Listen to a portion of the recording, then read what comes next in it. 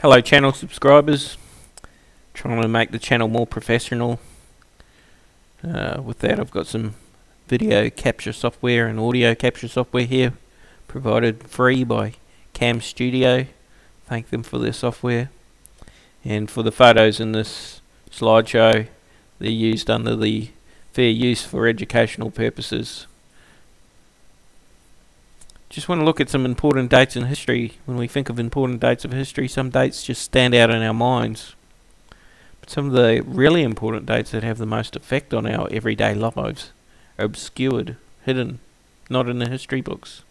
You have to go searching for them.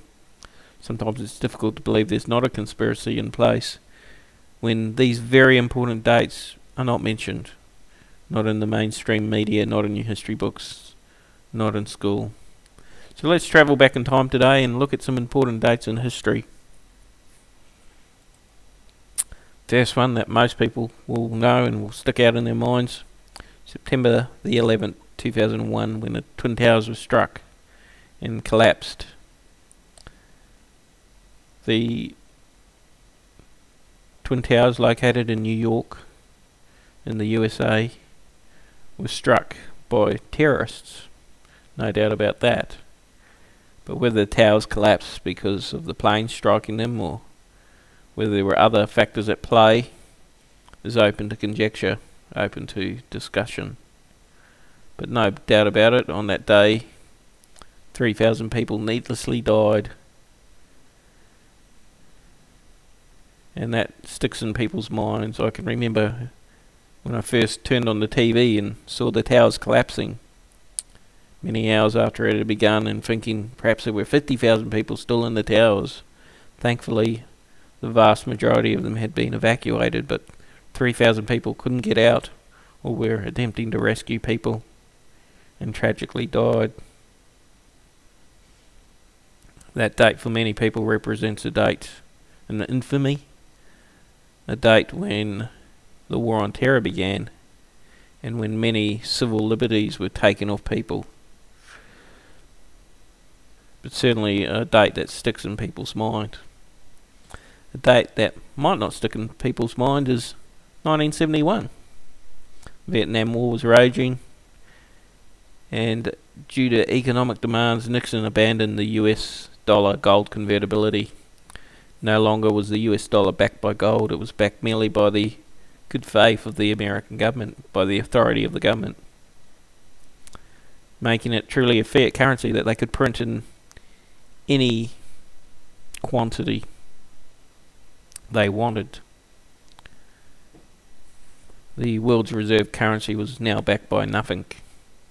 1971, when you look at it, an important date in history. 1969, man walks on the moon.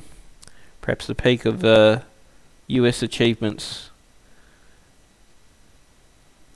when the US was indeed a superpower that seemed to be helping man progress. Man walks on the moon. Picture there of Buzz Aldrin. 1969, a date that sticks out.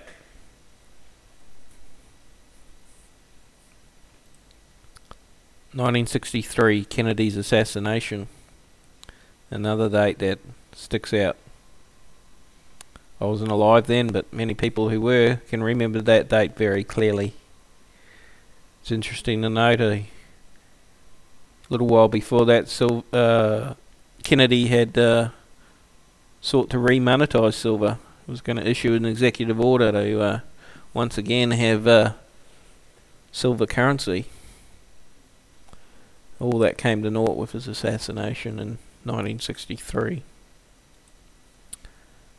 Another date, 1939, that's when the Second World War started. Picture here is from the end of the Second World War in 1945, or at least in Europe, when victory was achieved in Europe. The Russians putting their flag on the Reichstag, and certainly the Russians contributed the most in terms of people dead. But it was an achievement of the Allies, and shortly thereafter Japan too would be defeated. 1914 was the date the First World War started. finished in 1918.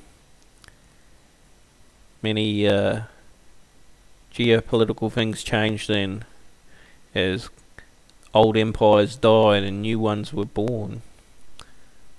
That's when the US truly jumped up on the world stage and ended its isolationism. Some would say that was good. Some would say that was abandoning what the founding fathers wanted America to be, or the United States to be.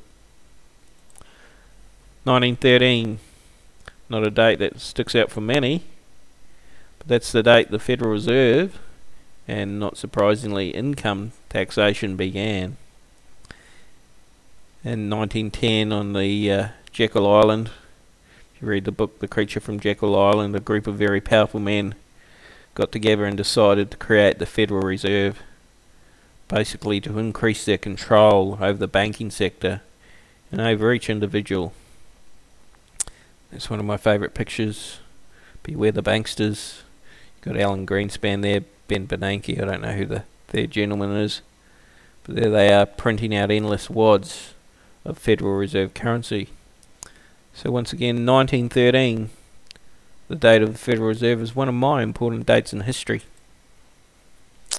Here's another important date in history. I doubt whether you know it. February the 12th, 1873. That was when silver was demonetized.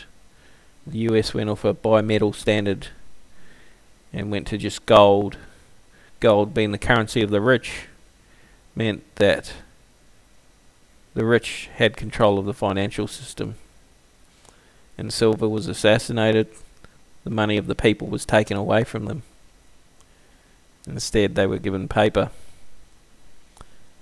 In 1865, the American Civil War ended, and technically slavery of blacks ended on that date. But some could argue in 1873, didn't matter what the colour of your skin was, black or white, if you were a pleb, your slavery re-began as they demonetized silver. And it had serious consequences. It allowed inflation to be used to steal away people's wealth. So how, as plebs, as the average citizen, do we respond? I think the best way to reverse this date is to remonetize silver. We don't need the permission of a government or the elite or banksters to do that. That's a decision of every individual citizen. If we take the decision that we are going to use silver as money, if 5 billion people on the planet so desire to do that, there's nothing that any government or the elite can do to stop that. Because at the end of the day, it's what we choose to purchase goods with, it's what we choose to use our purchasing power for, that decides. The power really resides with us if we choose to do so. So, you're going to be a pleb who just chooses to use paper, or are you going to be a pleb who says, no, I'm going to stand up. I'm going to decide what I'm going to use as currency. And when I trade with others, I'm going to trade with silver if they're willing to accept it. And likewise, when I sell goods, I'm willing to accept silver of other people and take our back control of money into the hands of the people. It can be done.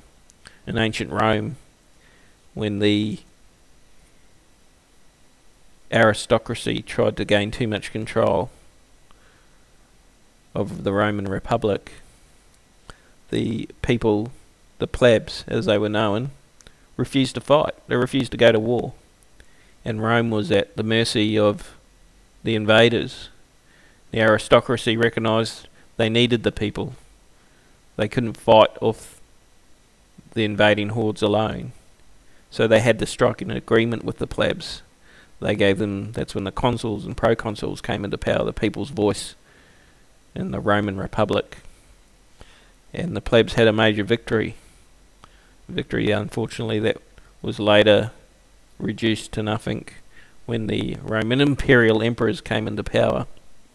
But it does show what the people can do if they so desire. They get up and say enough is enough. What type of person are you? What type of pleb are you going to be? I recognise I'm a pleb. just a average Joe. But that doesn't mean we have no rights or that we're totally powerless. If we band together and make decisions together, our true power can be recognised. Hope you enjoyed this video. Hopefully it provoked some thoughts in you. Hopefully it educated you on some important dates in history. If you enjoy the channel, subscribe to it. I hope to have it a little bit more professional now. I'll try to improve my presentation over time. I want to thank you for watching this, and if you haven't got some silver, at least consider it. Do your own investigation. Thanks for watching.